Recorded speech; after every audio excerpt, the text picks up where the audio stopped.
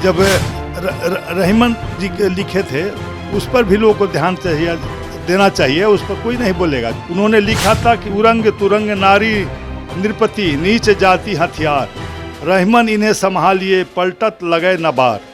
और निश्चित रूप से तेजस्वी यादव के सह पर ये घटनाएं घट रही पूरे बिहार में, और तेजस्वी यादव वैसे लोगों को प्रोत्साहित कर रहे हैं।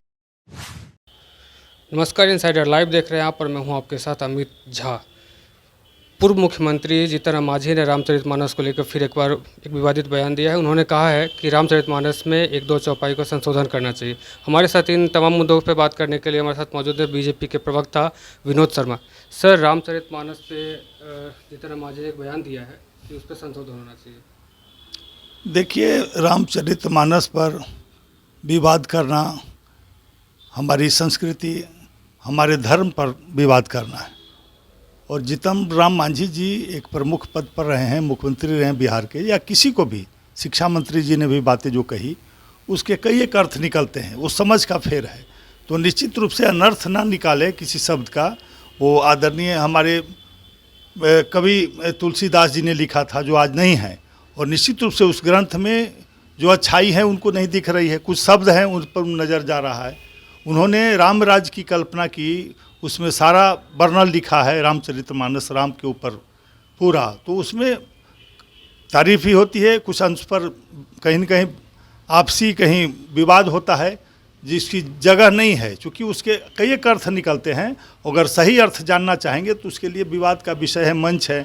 हमारे जो बड़े बड़े धर्माचार्य हैं उन्होंने कहा है कि आकर के हमसे बात कीजिए इस मुद्दे पर।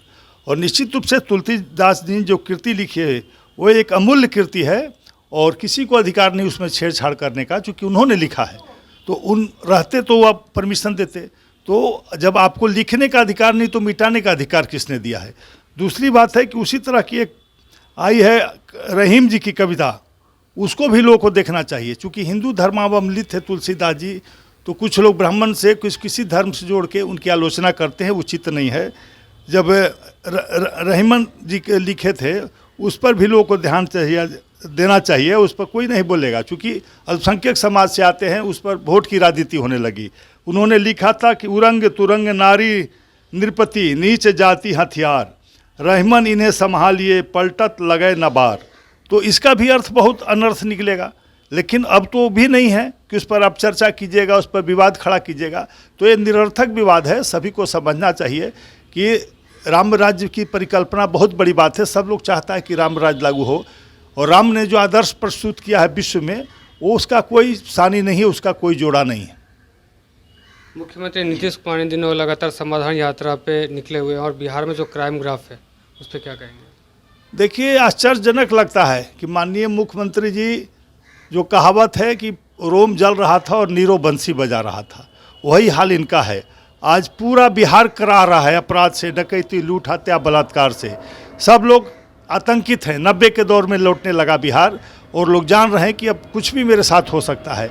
उसमें समाधान यात्रा खोज रहे हैं, और आश्चर्यजनक है। उनको तो बैठ करके अधिकारियों को इसमें लगाना चाहिए था कि इस पर अपराध कम हो, लूटपाट कम हो, मर्डर कम हो, बलात्कार कम हो, इसके लिए चिंता करनी चाहिए थी। ये तो एक मात्र पिकनिक और विदाई यात्रा इनकी है। ये जानते हैं कि अब तेजस्वी यादव कभी भी दावा मुख्यमंत्री के पद पर कर सकते हैं, जैसा कि उन्होंने वादा किया था। तो उसी डर से वो समय काट रहे हैं, समाधान यात्रा के नाम पर केवल पिकनिक मना रहे हैं। अपने उच्च अधिकारियों, आला अधिकारियों को लेकर के वो जाते हैं और सीमित लोगों से मिलते हैं, आम जनता से नहीं मिलते हैं। यह आश्चर्यजनक है। जब समाधान खोजेंगे तो आप जनता के तह में जाएंगे, लेकिन आप जनता से मिल नहीं रहे हैं। कुछ अफसरों के कहने पर कुछ जीविका दीदियाँ आती है जिनसे रटा रटाए शब्द कहवाया जाता है कि बहुत अच्छा काम हो रहा है।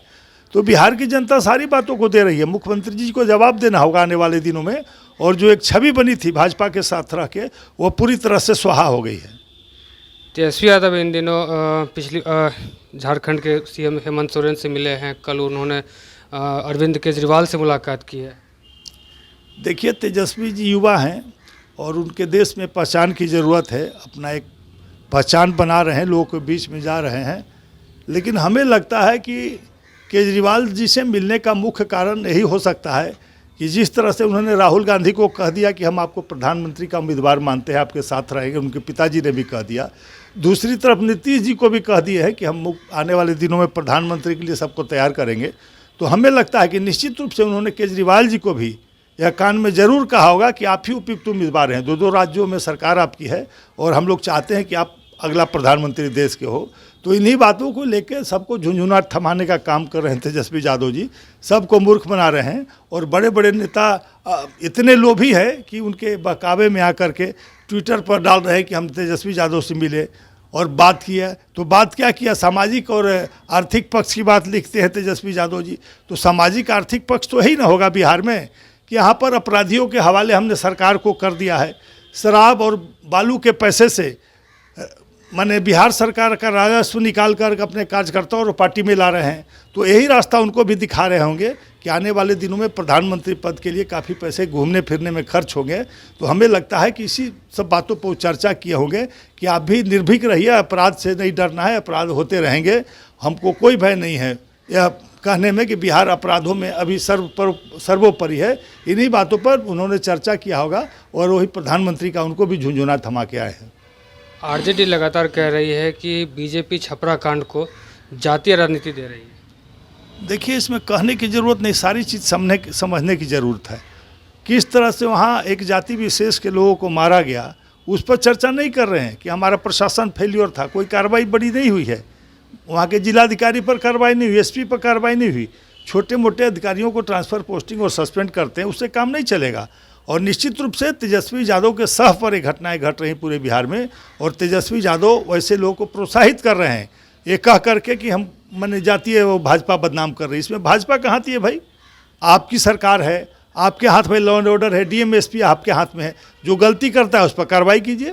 भाजपा तो प्रश्न उठाएगी जनहित के मुद्दों को।